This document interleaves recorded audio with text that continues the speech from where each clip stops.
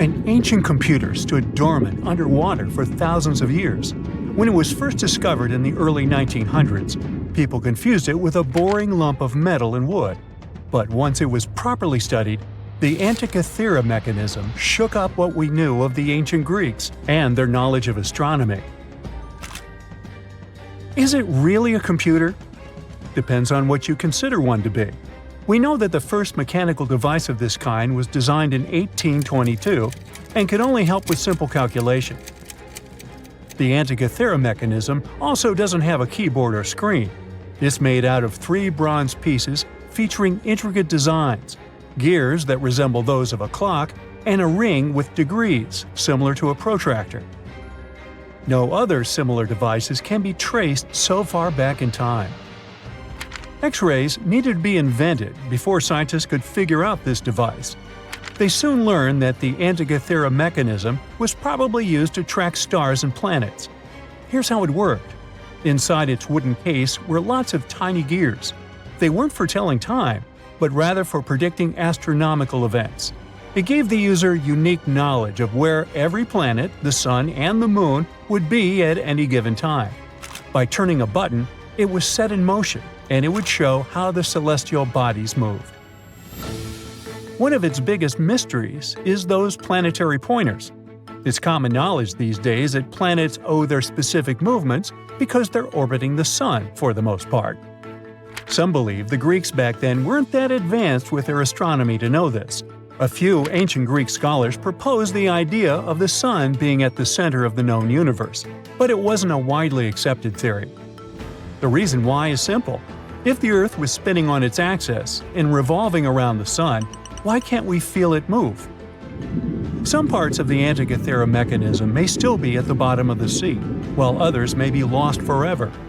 So we may never know the truth about its purpose. The official story about the first battery? That it was invented somewhere around the 1800s. It was made of interlaying copper and zinc discs that had a piece of cloth between them, dipped in a special chemical concoction that conducts electricity. Some archaeologists claim they've uncovered a battery 10 times older, called the Battery of Baghdad. So it could be that the technology for inventing batteries was hiding under our noses. At first glance, the ancient Battery of Baghdad looks like a random clay pot. What makes it special is its composition, a set of weirdly nested artifacts. Inside this pot was a copper cylinder, enveloping an iron rod. The rod would have poked through the jar's lid. The artist and archaeologist who found this unusual device never left a detailed account of where, when, or how he stumbled upon it. But the widely accepted theory is that the object was unearthed in what's now known as Baghdad in Iraq. Another thing most specialists can agree on is that it can be traced back to the ancient city of Ctesiphon. Its exact age, though, remains a mystery.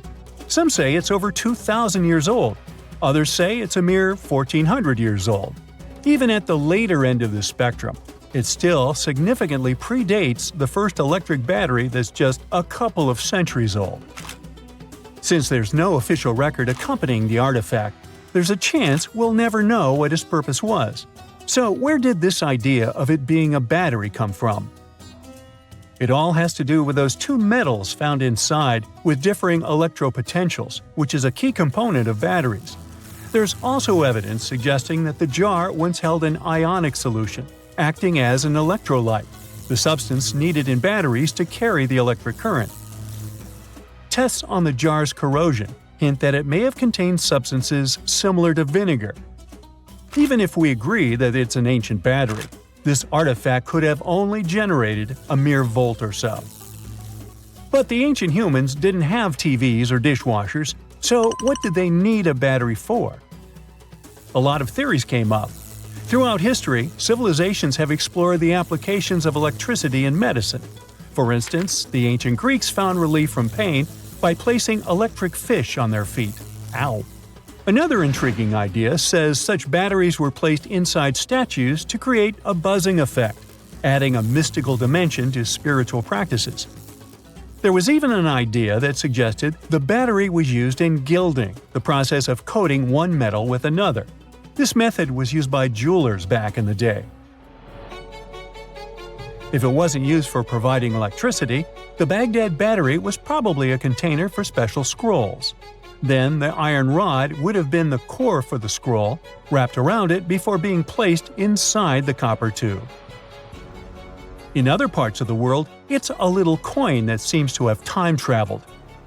In 1957, an interesting piece of metal was discovered in Maine by an amateur archaeologist. At first, he believed it was just a basic English coin from the 1100s. Years went by before the coin was properly studied, until 1978, when a local magazine decided to feature the coin in an article titled, "Were the English the First to Discover America?" A coin expert from London took one look and knew something was off. The coin didn't look English at all, but rather like a Norse penny, dating back to the late 11th century. How did a Viking coin end up in Maine? A Norwegian coin expert then paid a visit to the Maine State Museum to inspect the artifact up close, and confirmed its authenticity. How it got there remains a mystery. Some speculate that it traveled through trade routes, exchanging hands until it wound up in Maine. Others think it might have been part of a larger Viking settlement that we've yet to uncover. But then there are the skeptics who think there's something fishy. That initial amateur that discovered the coin had some connections that could have helped him get his hands on a Norse penny. Plus, around the same time, there was a whole bunch of Viking-related hoaxes floating around. The idea of Vikings cruising around America isn't entirely new, though. Icelandic sagas have hinted at it for centuries. But it wasn't until the discovery of an archaeological site in Newfoundland that people started taking it seriously. It still doesn't confirm if the penny was legit or not. The city of Rockwall in Texas is famous for its live music and family-friendly vibe. But it got its name from a curious rock formation still shrouded in mystery. Beneath the city's surface lies a series of hard mineral stones stacked in a way that resembles a massive wall of rocks. For more than a century and a half, people have pondered the origins of this mysterious structure. Could it be the handiwork of ancient humans, left behind as a testament to their ingenuity? Or is it simply a natural phenomenon, shaped by the forces of geology over millions of years? The formation has been spotted in over 10 different locations around the city, stretching both above and below ground. In their quest for answers, scientists have conducted various tests on the rocks that make up the wall. One geologist suggested back in 1901 that the formation was just a naturally occurring sandstone dike. Subsequent studies have supported this idea, with experts from the University of Texas at Dallas confirming that the rocks formed over millions of years through the deposition and hardening of sediment. Despite the scientific consensus, there are still those who believe there's more to the Rockwall Formation. Tales of steps, archways, and even corridors have circulated for decades, supported by old newspaper reports and local folklore. Some claim to have seen strange markings on the rocks, while others speak of mysterious metal objects embedded in them. The scientific explanation could be that the supposed steps and archways are likely just illusions created by the natural fracturing of the rock. As for the metal objects, it's believed they are simply concentrations of iron-bearing minerals. It doesn't explicitly show ancient humans put them there. Whether the Rockwall Formation was crafted by ancient hands or shaped by natural forces, it remains a cherished part of Rockwall's identity. You're heading to Spain with a team of archaeologists to try to find some ancient artifacts. You get lucky and uncover one of the greatest treasures of the Iberian Bronze Age. Iberian refers to the Bronze Age culture of Portugal and Spain. So you find and unearth coins, jewelry, vases, vessels, and two pretty strange items. One is something like a part of a scepter, and the other resembles a bracelet. And you know what's strange about them? They're connected with space. In 1963, several miles away from the city of Villena, Spain, scientists discovered the treasure of Villena, one of the most significant gold hoards from the Bronze Age. Interestingly, are there bronze treasures from the Golden Age? Never mind. All the gold found dates back to sometime between 1500 and 1200 BCE, except for that scepter and bracelet. They were made by inhabitants of another planet, so their production date is unknown. Okay, that's a joke. However, a small part of this joke is true. When scientists studied the found gold, they discovered that those two items were made of iron. So what, you might think? Well, the catch is that in the Bronze Age, people didn't mine or manufacture iron. Work with this metal began around 850 BCE, about 400 to 700 years after the creation of the treasure of Vienna. How is this possible? A clue to this mystery can be found in ancient Egypt. In the tomb of Pharaoh Tutankhamun, an iron dagger was found, which was also made of similar iron. But this dagger was much more valuable than all the others. And that's because it was made from a space object, a meteorite. Yeah, that bracelet and scepter were also made of meteoritic iron. Its difference from Earth metal is that cosmic iron has a high nickel content, so it all makes sense. People from the Bronze Age couldn't mine iron from the deep bowels of our planet, but nothing prevented them from collecting iron falling from the sky. Just imagine how cool it is to have jewelry or a dagger made of material that has traveled millions of years through the vast expanses of space. Perhaps it even contains particles of an ancient extinct star.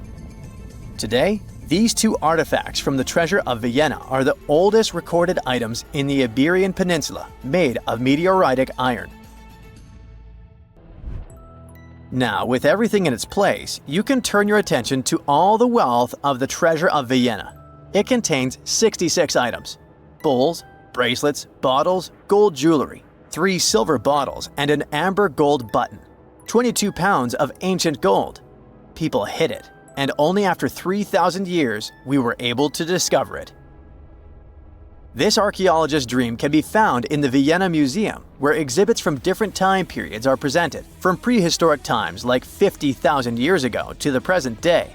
Items from the Iberian period, from the Roman period, from the Arab civilization. You can find not only jewelry and coins, but there are also remnants of columns, ceramics, and other architectural artifacts. The collection is considered one of the most important prehistoric treasures of Europe. And the coolest thing is that you can see it all with your own eyes for just €2, which is about $2. Go to Vienna, find the museum, and enjoy. Hey buddy, I heard you have a metal detector. Could you help me find a hammer I left somewhere in the field? Your old farmer friend asks.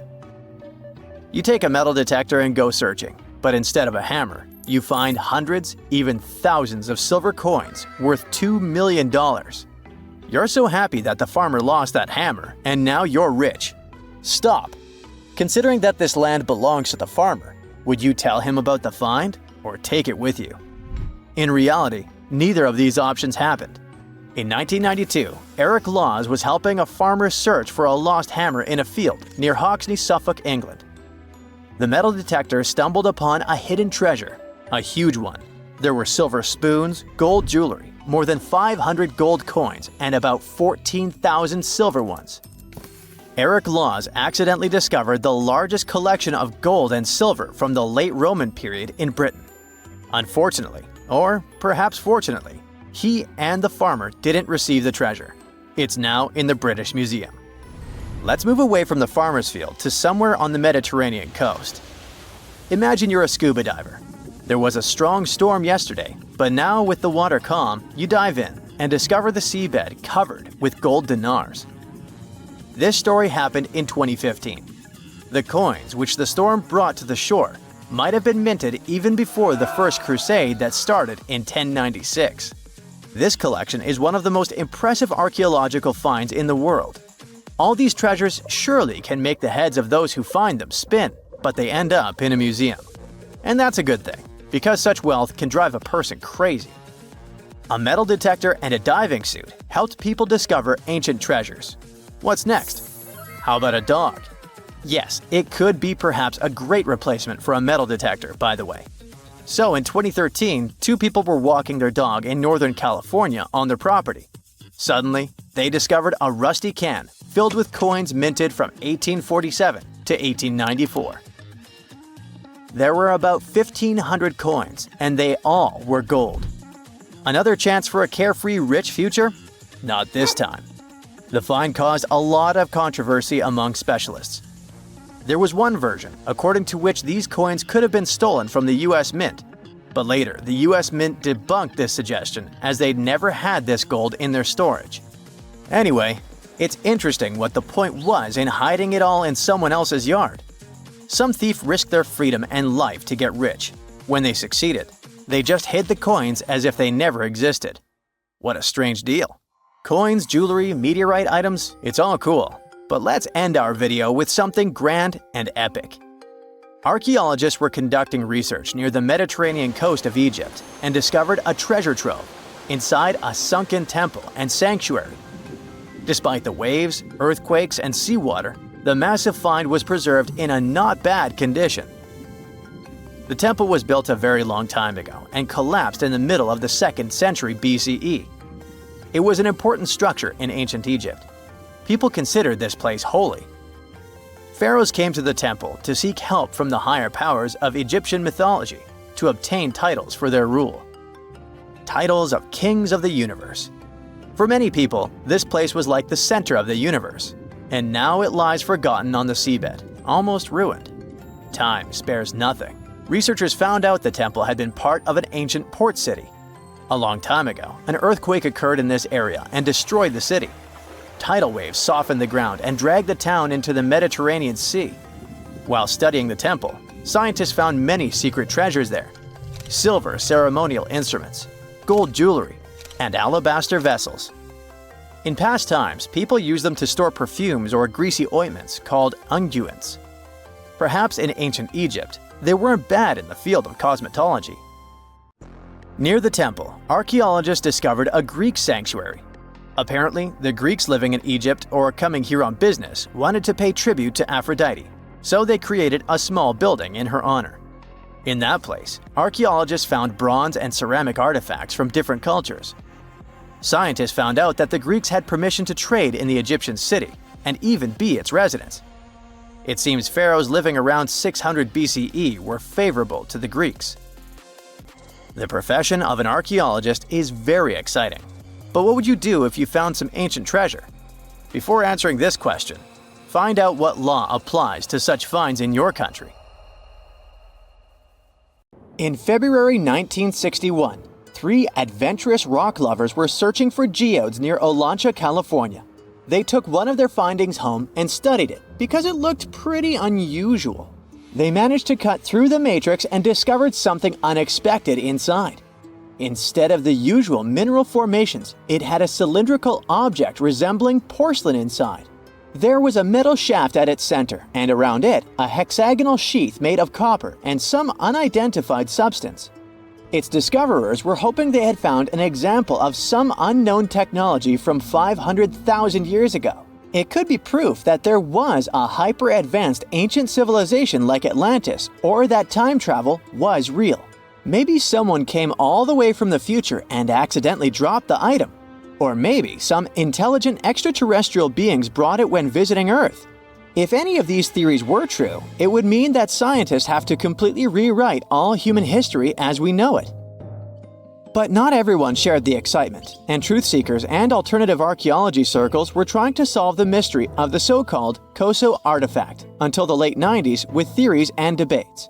Then a group of skeptics took images and x-rays of the discovery and showed them to spark plug collectors. They have identified the artifact as a spark plug with corroded metal components from the 1920s and not ancient technology at all. Almost 20 years later, one of the co-discoverers of the artifact agreed to take it for inspection at the University of Washington. They officially confirmed it was a 1920s-era champion spark plug. And the stone matrix containing the artifact wasn't a geode, but a concretion. Those can form because of natural processes over decades or years, but not millennia. The Koso artifact is a good example of an out-of-place artifact, which is a thing in pseudo-archaeology. It's something found in a place or time where it shouldn't logically be. These artifacts seem too advanced for the time period they're found in. They could also mean human activity existed when humans weren't supposed to be around. The Baghdad Battery is another example of such an artifact. It was found in the 1930s by a German archaeologist and consists of a clay jar, a copper cylinder, and an iron rod going through the jar's stopper. Its top, which was broken off, probably had been sealed with asphalt. Its discoverer noticed that it had two different metals and possibly an electrolyte, which are key components of a battery. There are no ancient writings to support this theory, but when scientists ran tests and filled it with an ionic solution like vinegar or wine, it showed that it could conduct electricity. If it really was a battery from 2,000 years ago, it might have been used in ancient medical practices, or even embedded in statues to make it look like they were buzzing to impress people. Kionich, who found it, believed it was used for electroplating, a process for coating metals. Even if it was used as a battery, the Baghdad artifact could only produce a small amount of energy, around 1 volt of electricity. So, some people believe it was used as a storage container for sacred scrolls. Back in the 1930s, a couple stumbled upon something strange while walking along Red Creek in London, Texas. It was a piece of wood sticking out of what looked like an ancient rock formation. Around a decade later, their son, who was really curious to find out its secret, decided to crack open the rock and found a surprisingly modern hammer inside.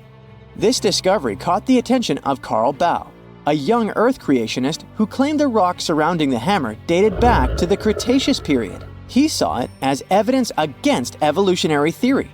After some investigation, scientists proved that the rock was not as ancient as it seemed. Geological processes have just encased the modern hammer over time, so it wasn't evidence of humans coexisting with dinosaurs like the Flintstones, as some hoped.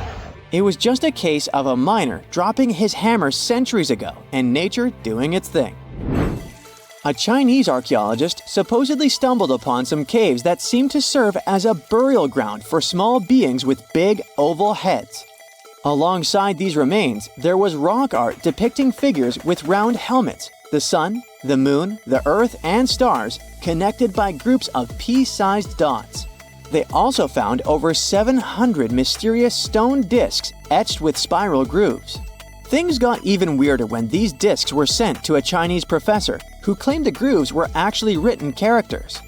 According to his translation, the discs told the tale of Dropa visitors from another planet who had crashed their spaceship on Earth about 12,000 years ago and had tried to live among us until they were hunted down by locals.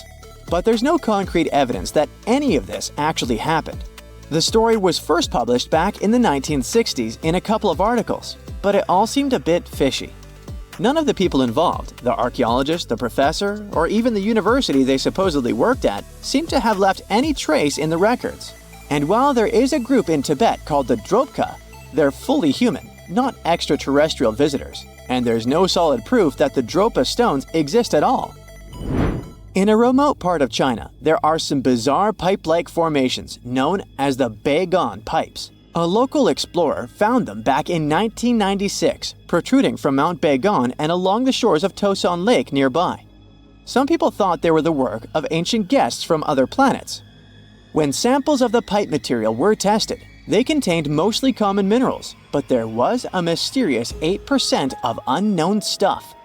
Special testing revealed that these pipes had been there before humans. Chinese geologists later visited the site and suggested that these pipes were formed naturally over time. It could be sediment piling up in the fissures in the earth, or even fossilized tree roots from the area's lush past, but it's not certain. There's a mysterious terracotta head in Mexico with a hard-to-pronounce name, discovered back in the 1930s during a burial excavation. This head looked a lot like fancy Roman statues, so it wasn't clear what it was doing in Mexico. For some reason, the discoverer kept it secret for several decades. The head was found in a pyramid with 3 floors about 40 miles from Mexico City, alongside gold, copper, and pottery. Some argue that if this head really is many centuries old, it could mean the Romans or some other civilization had made it to Mesoamerica before Columbus did. There are also drift voyage theories mentioning a shipwreck after which some artifacts and survivors made it ashore. Some suggest that this figurine head was a little souvenir brought over by the Vikings. But there's no solid archaeological proof of the Vikings meeting the folks in Mesoamerica. There are some artifacts floating around, but none of them have been stamped as undeniable evidence of pre-Columbian contact, so the mystery of how this head ended up where it did remains unsolved. While digging a trench along a river in Romania, workers found a wedge, which is now famous as the aluminum wedge of Ajud, or the object of Ajud. Right next to it, there were some mastodon bones. Those distant relatives of elephants lived 11,000 years ago, so the wedge is probably of the same age. The cool part is that it's made of aluminum, a metal not even discovered until the 1800s. This material requires serious heat to produce. The wedge is also covered in a thick layer of oxide that's been sitting there for hundreds of years. Some folks believe this wedge must have crash-landed here on a spacecraft from some other planet. Some scientists think it's all a hoax, and others suppose it might be a human-made object with an unknown purpose. When you think of super pricey colors, gold, silver, and purple probably come to mind. But back in Pompeii, blue was the real showstopper. Known as Egyptian blue and later renamed Pompeian blue, this color was total luxury, glamorously coating walls in ancient Egypt as far back as 2500 BCE.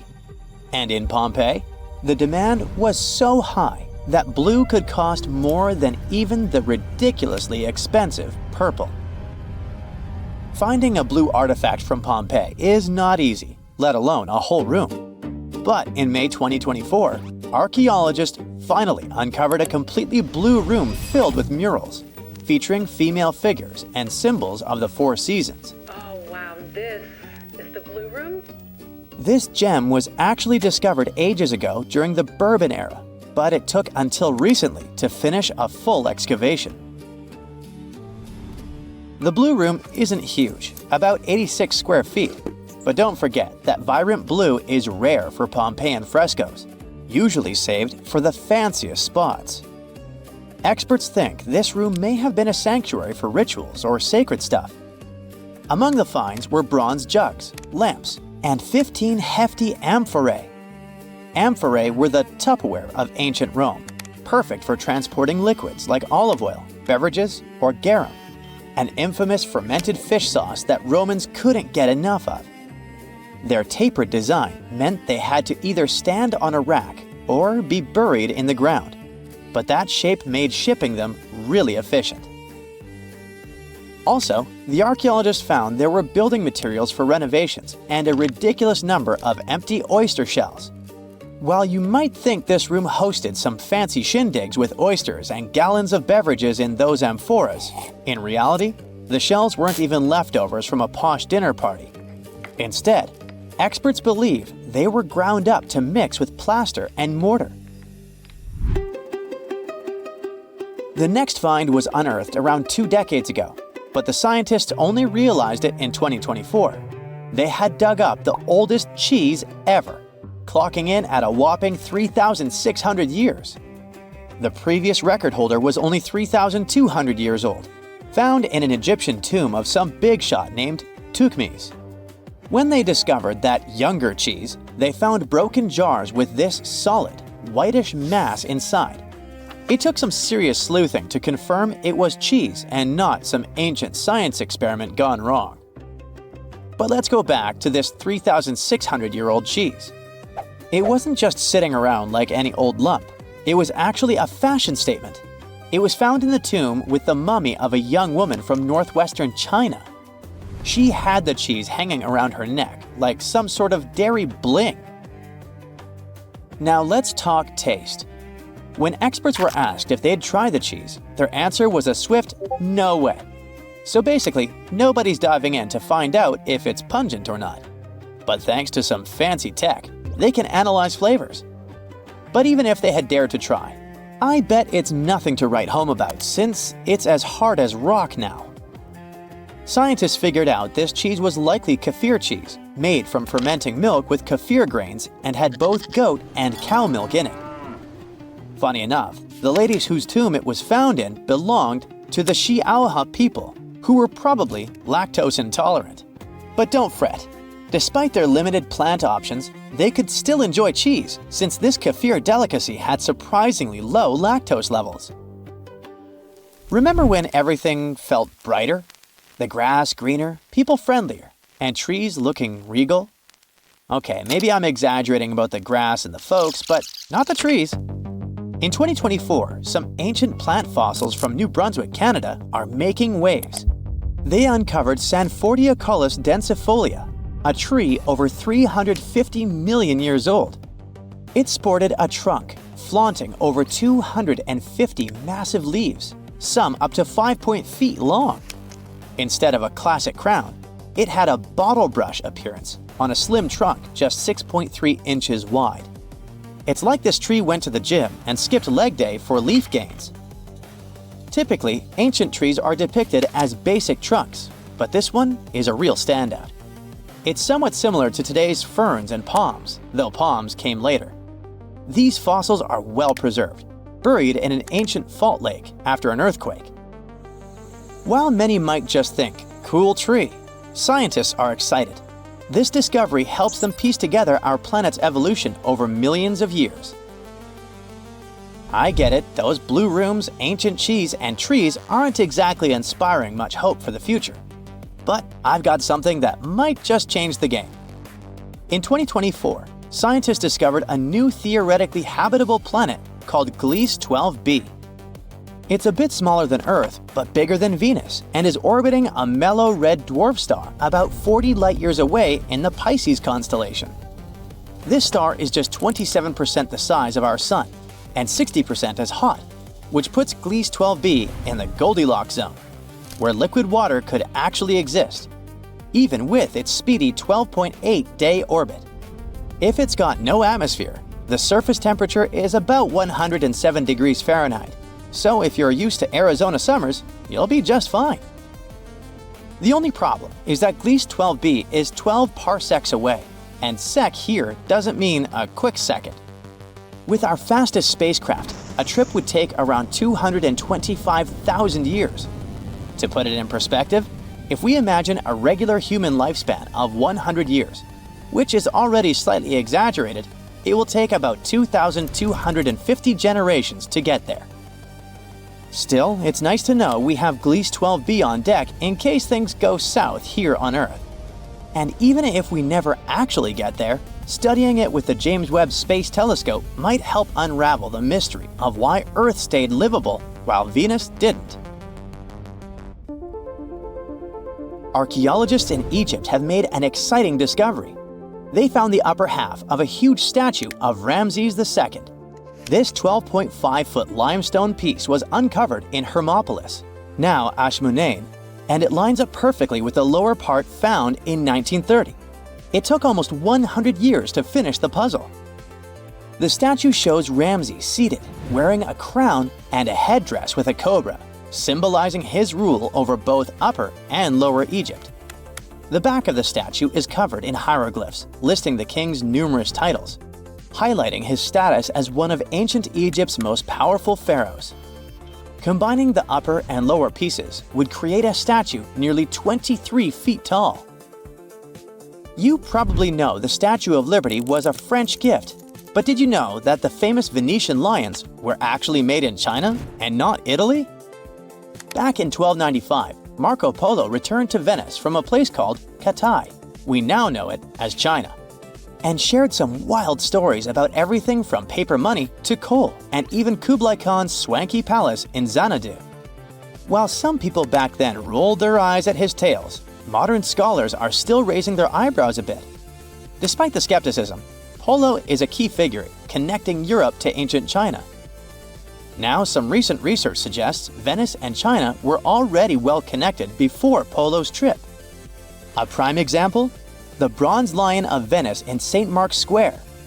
Researchers from the University of Padua believe that it actually came from Chinese copper around the lower Yangtze River more than 3,000 years ago, all due to a chemical analysis they ran in 2024.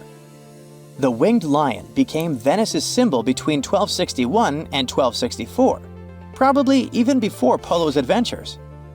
Experts point out its resemblance to the Tang Dynasty tomb guardians, which hint it might have had a makeover on its way to Venice.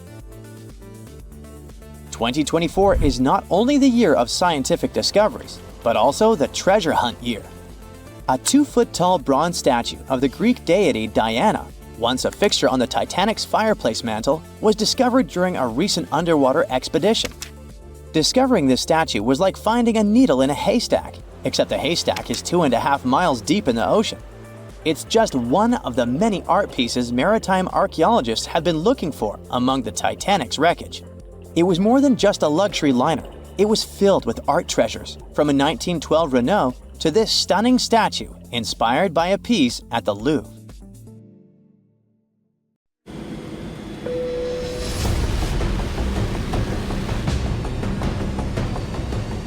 A loaded Boeing 777 bound for China vanishes into thin air. An eerie monolith suddenly appears in the middle of Utah's desert, only to disappear just as mysteriously. And one of Hollywood's most famous cars, James Bond's iconic Aston Martin DB5, has been missing since 1997. But one burning question remains. How can such massive things just disappear without a trace? Buckle up, because we're about to dive into these wild mysteries and explore what might be hiding right under our noses. The 18.5-inch high bust of Queen Nefertiti is housed in the Neues Museum in Berlin. Apparently, she was like the Beyoncé of ancient Egypt. Absolutely flawless, with high cheekbones, a slender nose, and that mysterious smile, all carved in limestone. But wait, where's her eyeball? Or rather, her iris? Yep, her left eye is just an empty socket staring into eternity. But take a closer look at the iris of the right eye. That, my friend, is quartz. At first, the archaeologist who found it assumed that the crystal had fallen out, so the team tried their absolute best to get it back. But they couldn't find it anywhere, which opened up space for other mysterious theories about its disappearance. Specialists thought that maybe in real life, Nefertiti had some ancient eye infection or a rare disease. But it turns out, nah. This theory probably isn't right, because other statues of her show the left eyeball. So maybe the artist got lazy and only finished one eye, or they just abandoned their studio. I mean, who doesn't feel like ditching work sometimes, saying, "I quit"? Or maybe this bust was just a demo model for official portraits, showing future sculptors how to carve the internal structure of the eye. I know it's hard to believe that this beautiful bust was just a prop for an art class. After all, it is ranked as a masterpiece of craftsmanship. But this theory has some backing. The unpainted sides of the shoulders are listed as the second clue that this bust was meant to be a model. But was it really? Well, nobody can prove it. All we know is that when the bust was found, the eye was already missing, as if it never even had one. So the mystery is still very much alive. From one ancient queen to another, but more modern. Yep, I guess we can say that. I'm talking about Queen Victoria. More precisely, about her missing parliamentary mace, a symbol of authority that's been lost since 1891. Here's the scoop. The 5-foot-long staff, made of silver and topped with a thin overlay of gold, was securely locked away after a late-night assembly. But by the afternoon, it had vanished without a trace. The prime suspect was Thomas Jeffrey, an engineer who was seen leaving the Parliament House with a large, noisy package. Jeffrey claimed it was just scrap metal for his workshop. Then there's a theory about a builder using an open window to sneak in and open the case, though the fingerprints on the windowsill led nowhere. And let's not forget the prankster rumor. Apparently, someone might have borrowed the mace for a joke and forgotten where they had left it. Finally, there's this wild tale of a group of Melbourne ladies supposedly taking it and tossing it into the Maribyrnong River. Despite all the wild theories, the mace is still missing. We still don't know who took it or if any of those suspects were actually involved. But whoever grabbed it probably thought it was some kind of valuable treasure. In reality, it was almost worthless, costing Parliament less than £300. Sure, that's about $50,000 today, which is not bad at all. But what I'm saying is, if the suspect was trying to get rich, it would have been a lot easier and more profitable to take any silverware or plates from the speaker's room. In 2020, a shiny metal monolith suddenly appeared in the Utah desert, like a sci-fi prop that got lost. Standing about 9.8 feet tall, it looked like it was waiting for cosmic entities or a film crew to show up. But instead of that, the monolith took center stage in a real-life mystery. The monolith was found by a helicopter pilot doing an annual bighorn sheep count above a rugged area in the desert. Soon after, the monolith's eerie appearance grabbed the media's attention, sparking all sorts of wild theories. Most of them, of course, involved extraterrestrials. But my absolute favorite is that this piece was created by an avant-garde artist who's really into 2001: A Space Odyssey. While everyone was scratching their heads, a photographer reported seeing 4 guys come in, break the monolith apart, and make off with the pieces in a wheelbarrow. Yep, they literally rolled away with it. One of them even said, "Leave no trace," as if they were auditioning for a secret agent role. That means that while some were dreaming of interstellar visitors, the real action was probably much more down to earth. Still, the Utah monolith mystery remains unsolved. Nobody knows exactly who took it, and no one has seen it since. Yeah, that's right. Although people claim to have seen it being destroyed, one theory suggests that this strange piece might still be intact in the backyard of one of the suspects. The Florentine diamond is a pale yellow gem, weighing a whopping 137 carats. That's about the size of a small walnut, which makes it huge compared to the typical diamonds you find in jewelry stores. Unfortunately, this historical gem is missing, and its story sounds like it was ripped straight from an adventure novel. It all started in the 15th century with Charles the Bold, Duke of Burgundy. I mean, we think so because its origins are still disputed. Theory number 1 says that when Charles met his unfortunate end, he was wearing the diamond. Then, a peasant or a soldier allegedly saw the yellow rock and thought it was just glass, selling it at a very cheap price. Not a great deal, especially since if this diamond were auctioned today, it could be worth more than $20 million. Some people think that this story is just a tale, because the first historical reference to the diamond comes much later, in 1657, when French traveler Jean-Baptiste Tavernier described a large gem owned by Ferdinand II de' Medici, the Grand Duke of Tuscany. So, that takes us to theory number 2.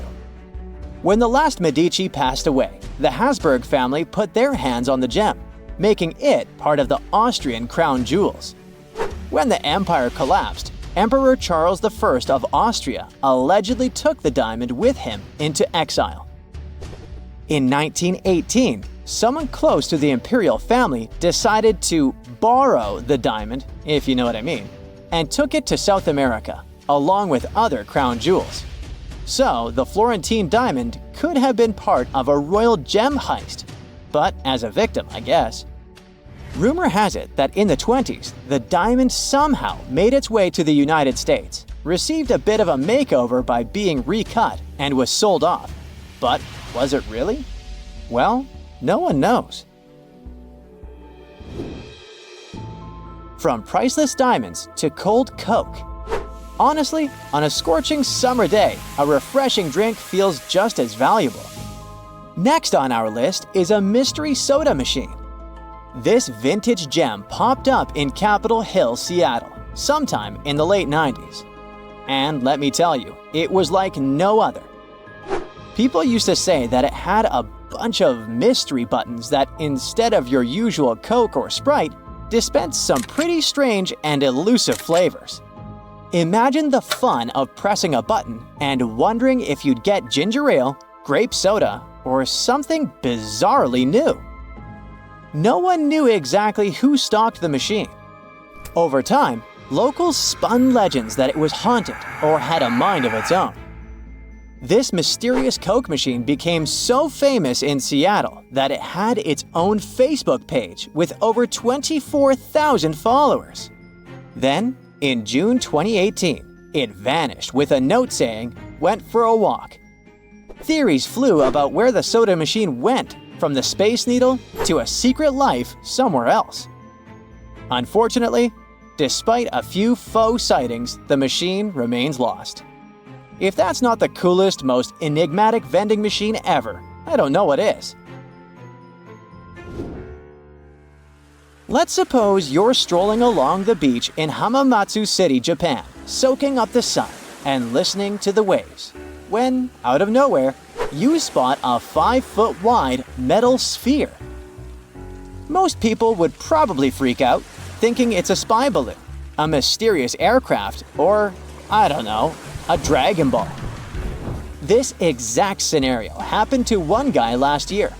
He probably thought it was just a weird beach ball, so he tried to push it. Naturally, it didn't move one bit. A month later, this giant metal ball was making headlines worldwide because no one had any clue where it came from. The local police, suspecting it might be dangerous, closed off the beach and got busy with X-rays. Eventually, once they realized it wasn't dangerous, the officials just decided to move the mysterious ball out of there. They said it would be stored for a certain period of time and then disposed of. But people are still scratching their heads about where it ended up. I mean, those words were pretty vague, and the authorities never exactly said what they did with it. I know we've been chatting about single items up to this point, but things are about to escalate. Over a dozen sculptures, murals, and installations have vanished in Baltimore, and nobody seems to have a clue why. Take The Guide, for example, a 15-foot-tall sculpture that stood proudly outside Baltimore City College for more than 30 years. One day in 2014, the city's art conservator shows up and, surprise, surprise, the sculpture is gone. But wait, how does a massive steel sculpture just disappear like that? Did no one see this happen? Well, apparently not. And this wasn't a one-off. Since 1992, 14 artworks have disappeared or been found in a sad state. Although some people have been investigating the case, so far, nobody has any idea what happened or where the works are. Maybe they were taken by some high-stakes art collectors, or perhaps someone thought they could use them as fancy garden gnomes. It's hard to think of anything more mysterious than an airplane disappearing without a trace. You have probably heard of Amelia Earhart, the groundbreaking American aviator who became a true legend. In 1932, she became the first woman to fly solo non-stop across the Atlantic Ocean, making a daring trip from Canada to Northern Ireland. Then, in 1935, she was the first person to fly solo from Hawaii to the US mainland, completing a dangerous 2,408-mile flight that had already claimed several lives. She also became the first female vice president of the National Aeronautic Association. Her list of records goes on. So let's just say she's got a bit obsessed with pushing boundaries. But her ultimate goal was to be the first woman to fly all the way around the world. So in 1937, she took off on this epic journey in a Lockheed Electra 10E. But things went horribly wrong. During a flight from Leh to Honolulu, communication problems and faulty tracking led to her disappearing over the Pacific Ocean.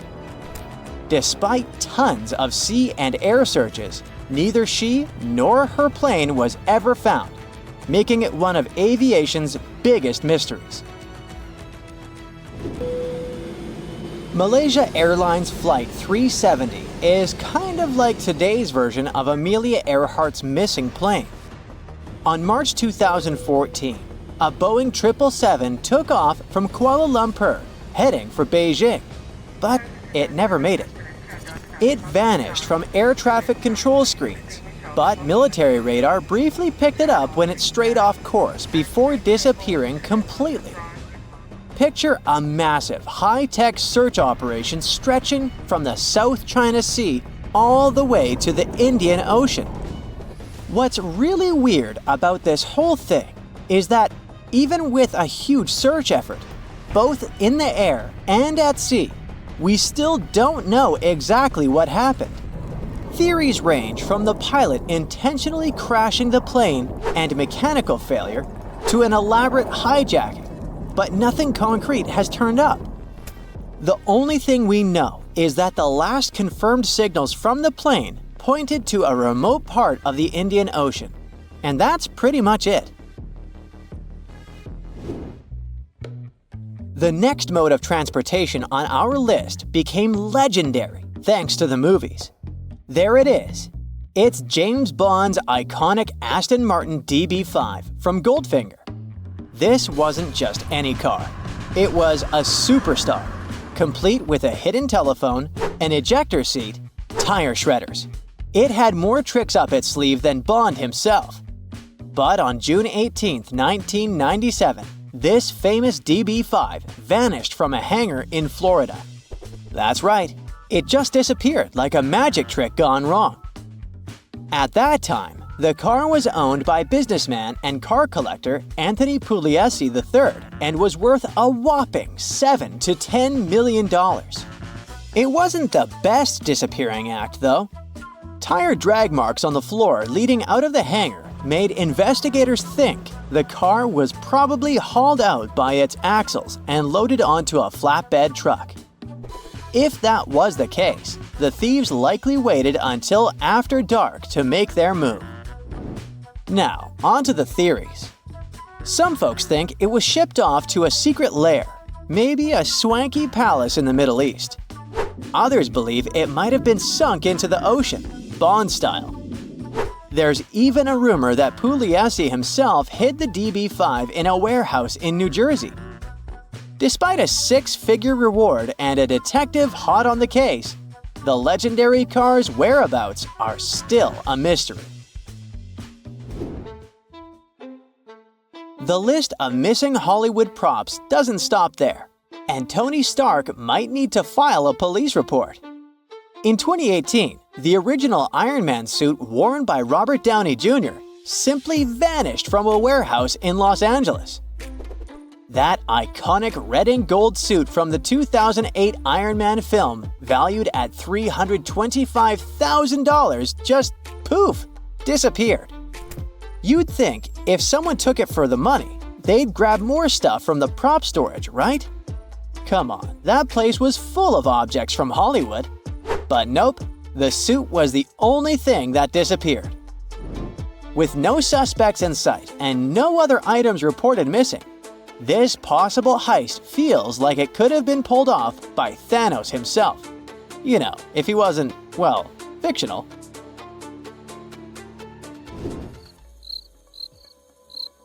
The last item on our list is out of this world. And I mean quite literally. Back in the 70s, after Apollo 17, astronauts Eugene Cernan and Harrison Schmitt picked up a moon rock and decided to share a piece with the world. I mean, why not, right? So authorities chopped up the rock. Actually, there were 3 different sources and sent 270 pieces as gifts to different nations around the globe. Fast forward to today, and over half of these Goodwill moon rocks have vanished. Some of them simply disappeared, while others just got tossed in the trash. As strange as it might sound, Ireland's moon rock ended up in Dublin's garbage dump after a fire at an observatory.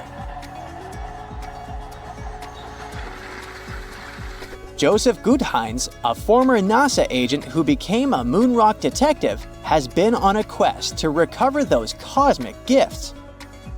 He even offered $10,000 for Malta's missing moon rock, but it still hasn't been found. Apparently, the moon rocks are like celestial treasures. So, if you've got a rogue moon rock hanging around, you might want to check if it's on Guttheins' radar.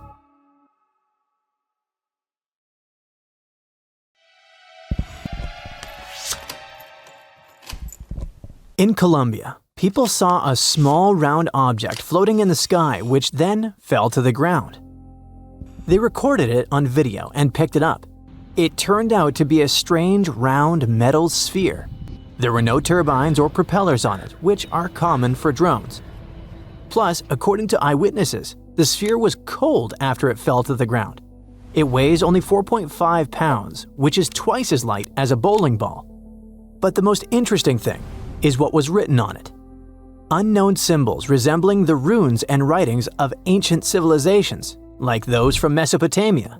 With the help of AI, a researcher managed to decipher the mysterious inscription, and this is what it read: "The origin of birth through union and energy in the cycle of transformation, meeting point of unity, expansion, and consciousness, individual consciousness." What? It sounds too philosophical and fanatical, but what do you think? Okay, the inscription is more or less clear, but what about the composition of the sphere? What is its origin? Its design differs from standard production methods since it has no welding seams and joints. Using X-rays, scientists saw the interior of the sphere. It turned out that the sphere consisted of 3 layers and had 9 to 18 microspheres inside, depending on different sources. All of them were located around the core. Obviously, many people started to claim that this was some kind of unknown technology from another planet. How it floated and why it turned out to be cold is unknown, but let's be honest. If it was really some unknown mysterious object from space, then the whole world would already be talking about it. The sphere looks like an art object or something like that. And all these tricks with hovering as well as the encrypted message seem to be part of some kind of performance. Most internet users have the same opinion, by the way. What do you think is the point of this project? Perhaps the artist wanted to show how easy it was to make people believe in extraordinary things. Or if you read the deciphered words attentively, it looks like a philosophical message encouraging us to stop ruining the planet and claiming that progress and nature must unite. But how did it fly? Perhaps the artist or someone else drew a flying sphere on a computer and added it to the recorded video, and then threw it on the ground. To be honest, the sphere from Colombia is not very surprising, unlike these small spheres that were found in a 3-billion-year-old rock. It happened in South Africa in the 80s. Mysterious spheres similar to tiny cricket balls are called Klerksdorp spheres. They have a smooth surface and tiny lines running through the center. They look like they were created by some ancient cave human, but the only catch is that 3 billion years ago, there were no humans. There weren't even any dinosaurs. So who or what created these things? Many pseudoscientists say that the spheres were created by extraterrestrial civilizations. An employee of the museum where they were kept even said the spheres spun on their own. How was it possible? A thorough analysis revealed the truth. The answer was simple. The creator of the spheres is nature. These things are called concretions and are found in various places around the world. The small balls are made up of various minerals and rocks. But how does nature create them? There's a small grain of sand inside the stone. For millions and billions of years, water with minerals envelops this grain in layers, and thus, a small ball is formed. And these lines on the sphere are the traces of the stone inside which this sphere grew. But how did they roll in the museum? Very simple. round objects can roll with the slightest push. Not far from the place where the museum is located, people mined gold. It probably caused small earthquakes, and the shaking of the ground made the spheres move. So, nothing strange here. But if these little spheres were moving and making weird loud noises, it would be pretty creepy. Fortunately, there was no such thing in the museum. But something similar happened in Jacksonville. A large metal sphere the size of a bowling ball became perhaps the most famous sphere in the world after the Betts family found it at the Fort George Island Forest in 1974. Jerry, Antoine, and their 21-year-old son Terry were walking in the woods around their private property when Terry found a mysterious metal ball. He thought it was a beautiful souvenir, so he took it with him. The strange artifact stayed in the house like a trinket. No one paid any attention to it until Terry started playing guitar. At that moment, the sphere rolled on its own. Or not. You'll find out later. It changed direction and stopped, then vibrated and made a high-pitched sound that made dogs whine and cover their ears. All the family members immediately realized that this was something bizarre. One of the first people the Betts family told about the sphere was a radio host who loved mysterious stories. It's worth noting that in the 70s, the topic of extraterrestrial civilizations was very popular. Therefore, Betts' sphere became a superstar very quickly. The radio host confirmed that the sphere was behaving quite strangely. Then, another person did it. After that, the family started inviting journalists to the house. Stories about the Betts sphere spread throughout Jacksonville, and very soon across the country. Newspapers wrote about the extraterrestrial origin of the sphere. Journalists interviewed the members of the Betts family. People seemed to be going crazy because of this story.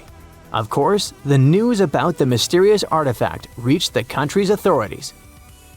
The US Navy decided to take a look at the Betts sphere to make sure it wasn't their technology. But what if it was some kind of secret development that fell out of a plane and ended up in the hands of civilians? Fortunately for the Navy, this theory turned out to be false. They analyzed the sphere and found out that it was made of stainless steel, but they couldn't figure out who its creator was.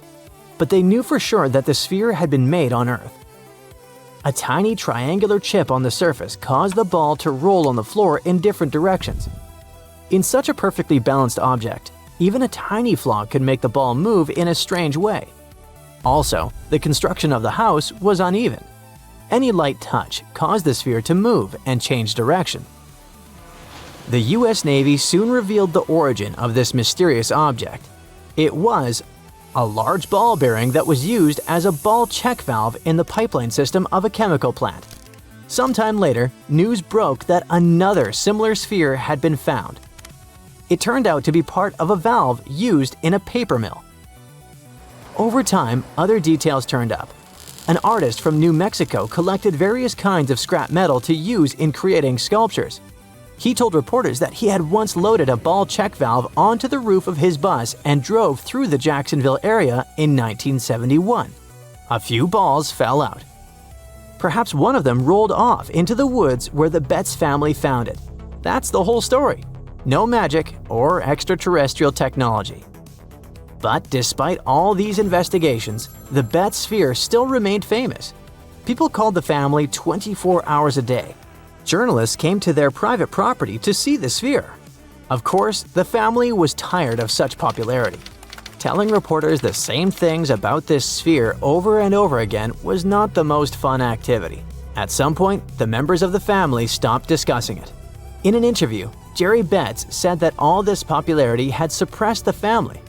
They were no longer engaged in investigations related to the spheres, so the exact origin of this thing was not proven. But as you've already heard, the theories seem to be quite true.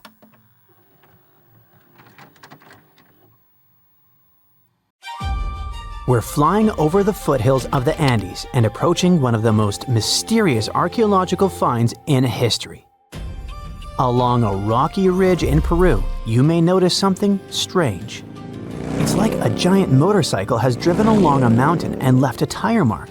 However, the lower you go, the less it looks like a tire track. This is something even more bizarre. These are thousands of holes in the ground that could fit a space hopper. There are so many that they stretch in several rows along the mountainside. If you stand next to the first pit, you won't be able to see the last one in the distance. This place is called the Band of Holes, and for decades, scientists couldn't figure out what it was. However, it now seems that the mystery has been solved. It's unlikely that you'll be able to guess what it is, but there are some theories for you. A trail of small excavated holes about 1 mile long was created by an extraterrestrial civilization to communicate with space. These holes were dug by ancient peoples to collect water during the rain. A large country used these holes to collect taxes. In the past, geologists made these holes to collect condensation from the fog. Farmers dug those pits to grow crops there. Perhaps these are small trenches for people to sit in and defend themselves during enemy attacks. Or maybe they're graves. The mysterious trail is very similar to a geoglyph. Geoglyphs are giant patterns on the ground that can be seen from a great height. These patterns are created by removing the topsoil. Then workers place stones or plant trees on the bare land. So the Band of Holes is probably a geoglyph, but it's quite strange. It's not a pattern or a drawing, but just a straight line running through a mountainous area. So, what are your assumptions? Let's take a closer look at this thing. For the first time, this band of holes was noticed by aerial photographer Robert Shippey in 1931. So these pits have been there for quite some time. There are about 5,000 to 6,000 of them here. Some of them are dug into ground mounds, while others are in stone formations. This means that the creators didn't care about the quality of the soil. So, these pits were hardly used for growing crops. If these were graves, scientists would have found human remains there, but there was nothing like that. Besides, these pits are not deep enough to be graves. We've got to discard the idea that this road was made by inhabitants of another planet because, come on, that's just not serious. Then, what is it? A defensive line or markers for travelers? If people had fired arrows from these holes or stored ammunition there, there would surely be traces left, right? But there's nothing like that there. Nothing that would indicate conflicts and battles. But surely, there was something else there. Any artifacts? Oh yes. Scientists have found traces of corn and wild plants that were used to weave baskets. So they kept baskets with corn here? No, rather they arranged pits with these plants and then placed corn and other goods in them. Then it's something like a show window. That is, hundreds of people came here, dug holes, and put their goods inside. Thousands of other people passed by and chose what to buy. What if it's an ancient supermarket or shopping mall, and these pits were shelves? Right now, we are much closer to solving this mystery. Yes, people dug those pits in order to put goods inside and measure them. 1 pit of corn, 1 pit of cotton, 1 pit of hot pepper. It was something like a measurement system instead of pounds, but they didn't do it for trading. To fully understand what was happening here, we need to determine exactly where this market was located, in which country it was built, and who lived there. Near the Band of Holes, archaeologists have also discovered the remains of warehouses in the Inca civilization. There were pieces of pottery that indicated the period around the 15th century. It was during this period that the Inca civilization conquered the Chincha people. They were a pre-Columbian indigenous people living on the southwestern coast of what is now Peru. And in the 15th century, they encountered the Incas. They were an American Indian people who created a gigantic empire even before Columbus discovered America. The Incas inhabited the territories of Peru, Ecuador, Bolivia, Chile, Colombia, and Argentina. This civilization was famous for its advanced state structure, as well as for building extensive networks of roads and majestic cities. As an empire, The Inca lasted from the mid-15th to the mid-16th centuries, before getting conquered by the Spanish conquistadors. Okay, the picture is getting clearer. The Incas came to the Chinchi territory and conquered it. But why did they force them to dig these holes? Or did they not force anyone? To answer this question, let's look at what is nearby. Next to the band of holes was a large Inca administrative center. And not far from the pits, the Inca built a road leading to it.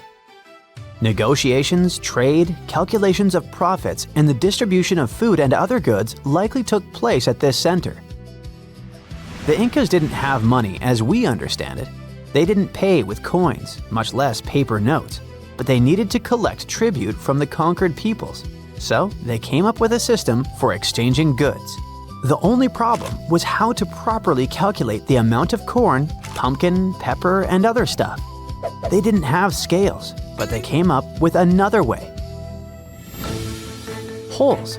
The Chinchi had to fill the pits with their goods, and then the Incas would collect them, taking them to the administrative center.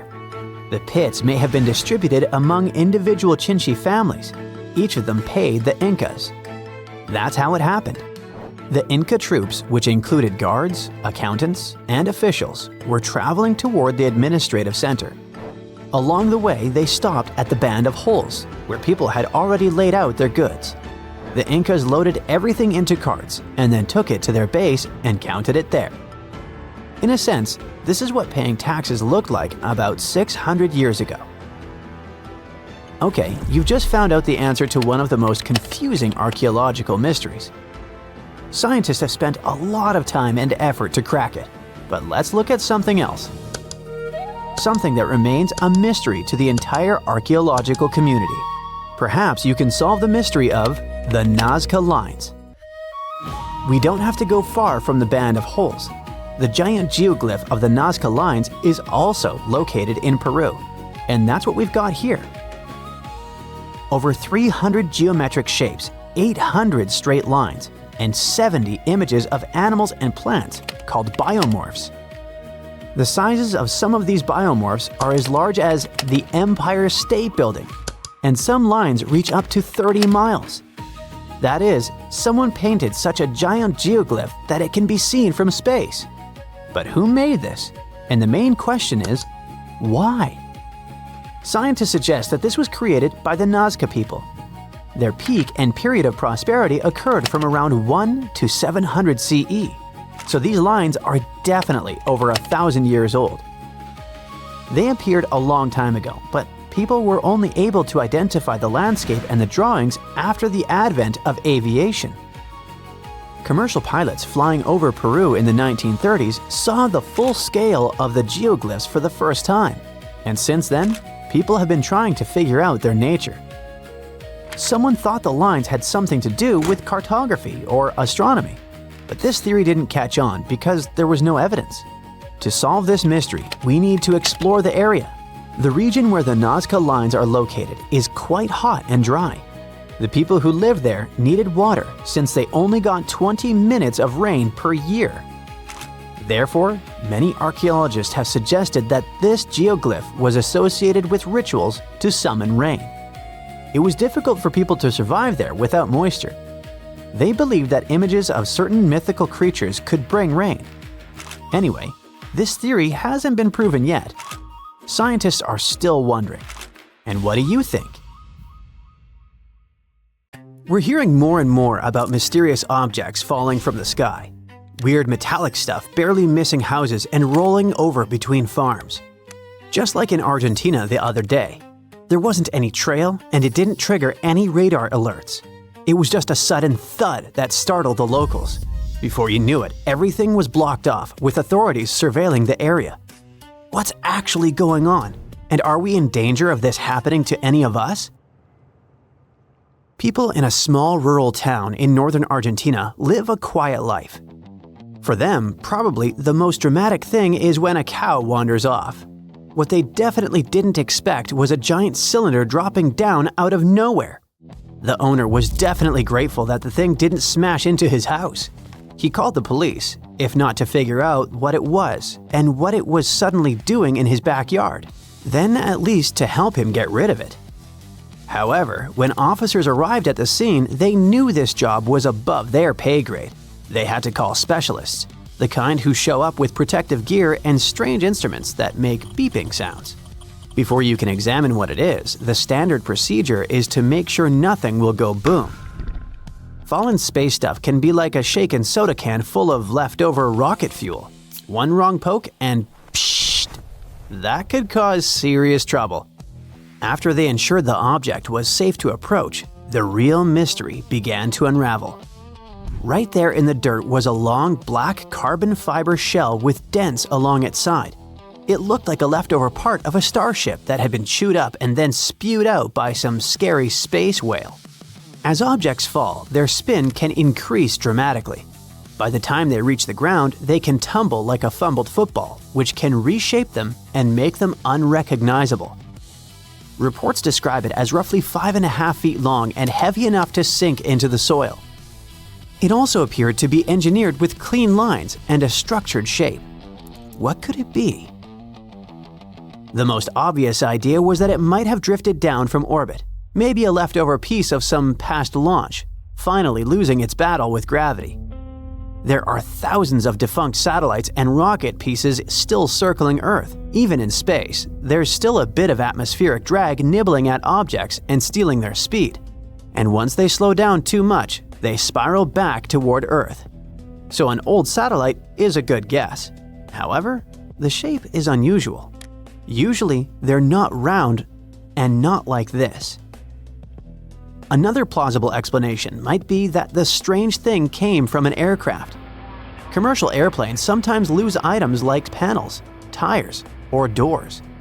In 2014, a Delta Boeing 757 had an unexpected adventure when it lost an upper wing panel mid-flight. While it may sound alarming, the problems with the wing did not affect the plane's ability to fly, and it landed safely. In July 2024, a United Airlines Boeing 757 taking off from Los Angeles lost a main landing gear wheel but continued to Denver and landed with no injuries. As you can see, weird things happen, but the Argentina object seems too unusual and way bigger. And if something this large had fallen off a plane mid-flight, there would almost certainly be reports later and a very worried pilot somewhere. It's also not unimaginable that the object came from some experimental project, perhaps a prototype that's not connected to any public mission. After all, not every innovative test gets announced. For example, research teams often conduct discrete trials to see how new materials or shapes perform during their descent. However, even such durable test shells are usually recognizable, while this tubular thingy was visually confusing and became a genuine mystery, at least for a while.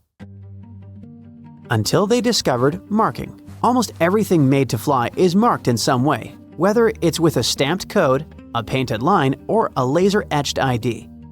Unless it's meant to stay a secret, any kind of flying uses expensive technology. And even if you can't reuse it, you might still want to examine it and learn from it. Usually, each part has a mark on it, because it comes from different factories or locations. Even old space debris typically provides some clue, allowing you to play detective with familiar shapes used at the time. You're likely to find a fragment that matches some blueprint. And this is what may have solved this particular mystery. One of the valves had a tiny serial number, and that exact code appears on the public list of space debris incidents. Based on the list, this mystery tube is believed to be a piece of the Jielong 3A Chinese Smart Dragon rocket, which was launched from a barge in the Yellow Sea. That doesn't make the origin official, as China has not publicly confirmed anything.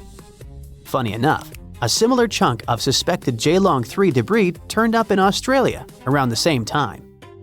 That's a bit anticlimactic. Another famous case happened in Spain's Murcia region in 2015. Just like in South America, farmers found something unidentified. Except Spaniards got bowling balls instead of something cylindrical. This also brought people in special suits.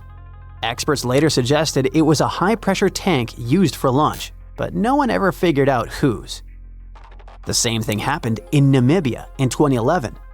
Journalists literally dubbed it the mysterious space ball. Villagers discovered a scorched, hollow metal orb sitting out in the open, looking like it had rolled straight out of a factory. Its surface was rough, and the whole thing appeared to be made from two halves welded together. Police got involved to check whether it was explosive, and authorities later tested it, confirming it was made from space-grade alloy and nothing more. No agency claimed it, no mission matched it. Locals reported hearing a series of small explosions a few days before the discovery, and officials noted that similar spheres had appeared in Australia and Central America over the last couple of decades. It also happened in Vietnam, where not one, but 3 hefty balls dropped in 3 separate locations. They were of different sizes and looked like giant marbles, with the largest one weighing 100 pounds. The investigators think the globes might be leftovers from a botched satellite launch. The mild damage suggested they fell from a relatively low altitude. Authorities are on the same page, saying it's likely something that originated from orbit, but they can't tie it to any specific mission. In India, Gujarat villagers also found huge pool balls. All these falling objects point to a much bigger issue. The space around Earth is getting really cluttered. Over the decades, low Earth orbit has begun to resemble a storage room that nobody has cleaned out. While most of the debris burns up when it re-enters the atmosphere, as you can see, heavier fragments can survive the fall and land somewhere on Earth. No wonder nobody wants to take the responsibility. It would be like admitting you left garbage on a highway that caused a traffic accident, but it gets even worse on a much bigger scale. Researchers warn of a phenomenon known as the Kessler syndrome. That's the nightmare scenario where one collision causes another and another and another, until orbit basically turns into a shooting gallery of high-speed chunks of metal. The idea is that one collision can trigger a runaway chain reaction, turning orbit into a fast-moving cloud of debris. If that ever really kicked off, certain orbits could become too dangerous to use. Earth could become essentially fenced off by the junk we have created ourselves. It could lead to a future where satellites and starships avoid cosmic debris, like in a video game. It's not all that dire, as scientists are well aware of the issue and are working on ways to address it. Right now, some scientists are probably tossing around ideas like using nets, capture missions, and even laser nudging. Cleaning out our orbit should be a priority. We definitely don't want future visitors from distant galaxies avoiding us just because they don't feel like dodging our messy driveway full of space litter. Boom! A fiery rock the size of a skyscraper tore through Earth's atmosphere. It slammed into the ground with unimaginable force and sent shockwaves rippling through the continents. When the chaos finally settled, something strange glimmered on the ground. Shards of glass scattered across southern Australia. But these weren't ordinary shards from your chandelier. They were tektites. That's a fancy name for strange, glassy, pebble-like objects, which are like leftovers from a meteorite impact. Scientists had seen these before. The last batch they found came from a meteor strike that happened about 780,000 years ago, which is already mind-blowing. But this new discovery? Even crazier. These tiny glass pieces seem to be around 11 million years old. And here's the twist. Their chemical makeup didn't match any known impact site. They were totally different, like fingerprints from a stranger. That means they must have come from a completely separate asteroid strike. One so huge, it blasted debris all across the continent. Of course, scientists wanted to find the massive crater that caused all this, but it wasn't as easy as they soon realized. The asteroid might not have hit Australia itself. It could have crashed somewhere hidden, maybe deep under the thick rainforests of Southeast Asia, or beneath the rugged mountains of Papua New Guinea. Over millions of years, the Earth's surface shifted, eroded, and transformed, so it could have covered up the crater completely. Yep, it's like finding a needle in a haystack. All that remains today are these mysterious glassy clues, and wow, those tektites are mesmerizing. Some look like tiny drops frozen in midair. Others are stretched and sleek. Their black, shiny surfaces catch sunlight in a way that almost makes them look alive. But these little gems aren't just pretty. Inside them are traces of silicon, aluminum, and iron. It's all evidence of unimaginable heat, the kind that melts solid rock.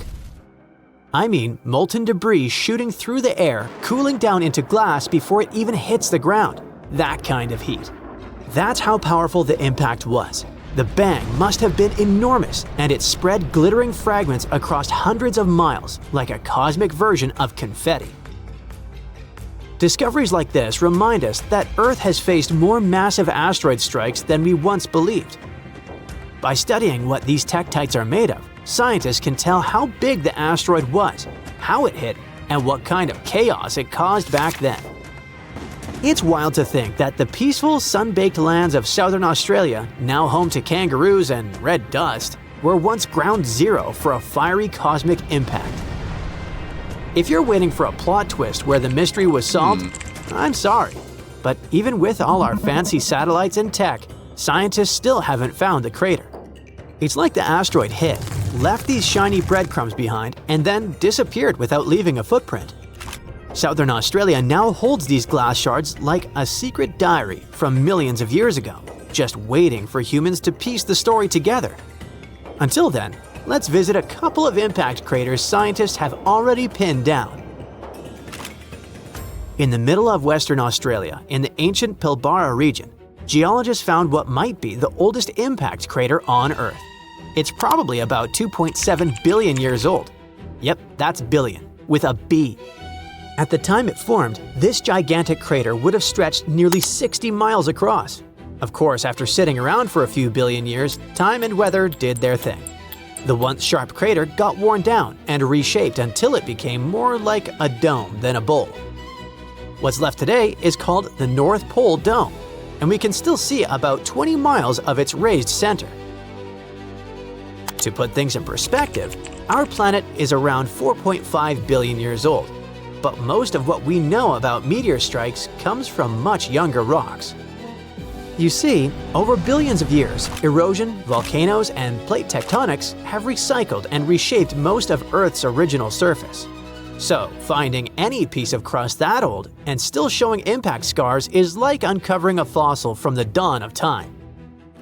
Between 4 and 2.5 billion years ago, Earth was totally different. It was completely covered in water, and maybe a few lonely bits of land sticking out. Volcanoes were erupting like crazy. Chemicals were swirling in the oceans, and continents were just starting to form. Most of that early crust got destroyed or buried long ago, so surviving pieces like this crater are unbelievably rare. Then, about 2 billion years ago, Earth went through a wild snowball Earth phase. Ice stretched from the North Pole all the way to the South Pole. But before that icy chapter, something dramatic had already happened in what's now Western Australia. A meteorite came crashing down. This idea fits perfectly with another theory scientists have, that billions of years ago, space rocks were going after the moon, and since the Earth is right next door, it probably took just as many hits. We just lost most of the evidence because our planet constantly reshapes itself. So, a research team went out to North Pole Dome to see what they could find, and after just 1 hour, they struck gold. They discovered something called shatter cones, delicate cone-shaped patterns that form only under the unimaginable pressure of a meteorite impact. You literally can't fake those. Using those shatter cones, the scientists dated the impact to around 3.47 billion years ago. And they think this crater might have been about the same size as the Chicxulub crater in Mexico, the one famous for wiping out the dinosaurs 66 million years ago. That's how massive this ancient strike was. But that's not all. The team also found tiny droplets of molten rock that got blasted into the sky when the meteor hit, cooled down midair, and then rained back to Earth. Some of them even landed as far away as South Africa. Scientists are still studying this crater, so let's leave them to it and hop to our next destination, the North Sea, or more precisely, under it. There's been this mysterious dent in the Earth hiding under layers of rock for millions of years, about 80 miles off the coast of Yorkshire. The crater is almost 2 miles wide. Scientists first found it back in 2002, called it the Silver Pit Crater, and ever since, it's been the geological equivalent of a true crime mystery. Was it caused by an asteroid slamming into Earth, or was it something more boring, like shifting salt beds or an ancient volcano that just sneezed? For 20 years, experts argued about it. But now, after 2 decades of back and forth, researchers finally cracked the case. And the asteroid team wins. Turns out, something from outer space carved out Silver Pit more than 40 million years ago. A research team used super detailed 3D seismic imaging, which is basically Earth's version of an MRI. And they also took old drill cuttings from an oil well from the 1980s. When they put all the data together, they saw the signature shape of an impact crater. It has a raised middle, a ring of broken rock, and even little mini craters left by debris that flew back down after the hit. The cracks in the rocks were stretched apart on one side and squished on the other. It was proof that the asteroid came in at an angle, not a straight shot. Microscopic quartz grains from the drill samples sealed the deal. Under the microscope, they had these weird crisscrossed scars that only form under insane pressure. I don't envy anyone who gets hit by something moving at 9 miles per second, and that's exactly what happened to our planet. Scientists think the impact happened sometime between 43 and 46 million years ago. Back then, the world was warmer and the oceans teemed with life. So you can imagine the chaos it must have caused, though thankfully, no dinosaurs were around to worry about it. They'd been gone for 20 million years by then.